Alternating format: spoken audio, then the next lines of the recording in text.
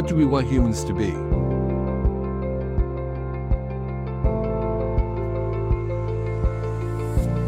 How existential do you want to be? Humans should be humans, first of all. Humans should be creative. Humans should be kind. Humans are meant to be curious. Humans should be conscious of their true impacts. I would answer in Vietnamese, linguist. In English, I think they should be wiser. Humans should be a steward of the earth. Humans should be themselves and be individuals. I think humanity should be kind. And technology can be a tool in helping us. So every time we use technology to communicate in kind ways, it can help. But fundamentally, it's not what's going to make the difference. In a way, the technology that I find most incredible and most conducive to becoming a better human being is books. Books are incredible. They allow you to have many lives in one, to learn about what it's like to be a human being in so many different kind of circumstances that you might never find yourself in. It allows you to communicate with people who have lived across the world and thousands of years away from you. And it allows you to communicate with people who are not here yet, to tell them what it's like to be a human being now, what you've learned, and what you might have learned that might save them time and pain. And that is part of being kind. What's going to make us thrive? Are we healthy?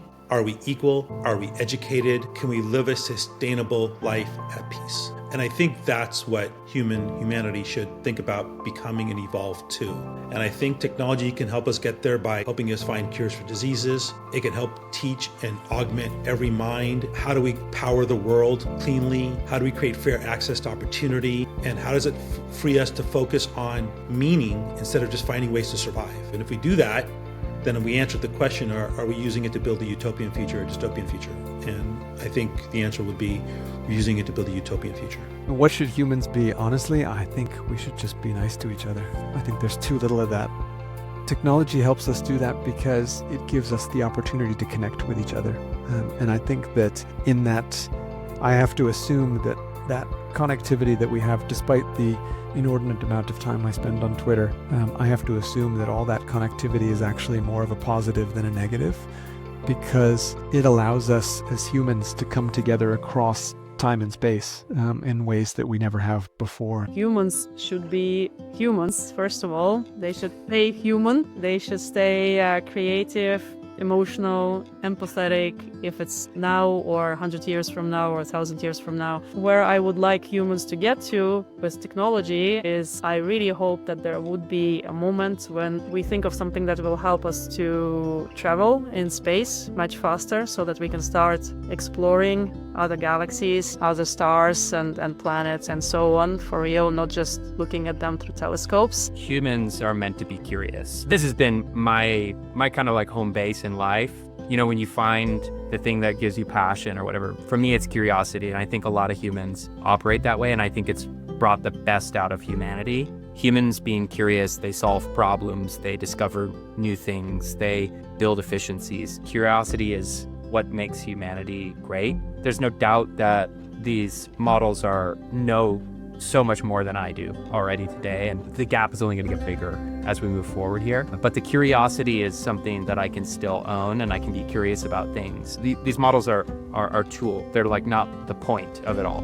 They're just a tool to actually make my curiosity faster, deeper, parallelized. Like I can just be curious about so many more things faster and move more quickly. And so, yeah, I think curiosity is what humans are meant to be. Humans should be conscious of their true impacts. This could be at a company level, it could be at a personal level. And we need to be mindful of our impacts on each other and the entire planet on which we inhabit. And I see the relationship that tech playing is that tech is a mirror. And as we mentioned earlier, it's a reflection of the values and power structures of those who wield it.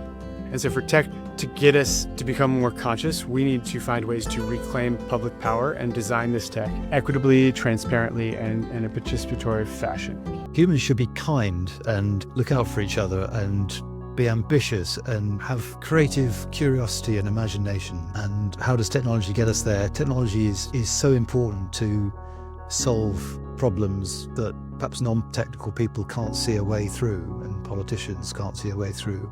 Very often there are really capable technology solutions. And so having greater understanding of science and maths, I think, is a really important thing. Humans should be creative, because each one of us is a very interesting soul, where creativity is something I don't think machine can replace. Like, every day we're thinking of new solutions, we're thinking of new ideas that make us improve, make us strive. And we create AI.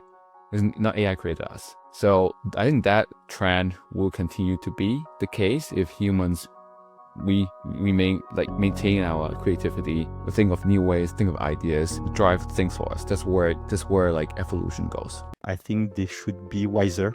If you look at it from the beginning of our human history, whether in ancient civilizations in Greece or in ancient civilization in Asia, you always had philosophers who have been looking at how people can be wiser. And I think what has happened is that technology has evolved much faster than our wisdom, and that today we have a very big disconnect between where technology brings us and all the potential that it brings, whether positive or negative, and that on the other side, in terms of wisdom, maybe we are still at 2000 years back, where Socrates or Confucius were asking some questions that today are probably still the same and on which we haven't completely evolved.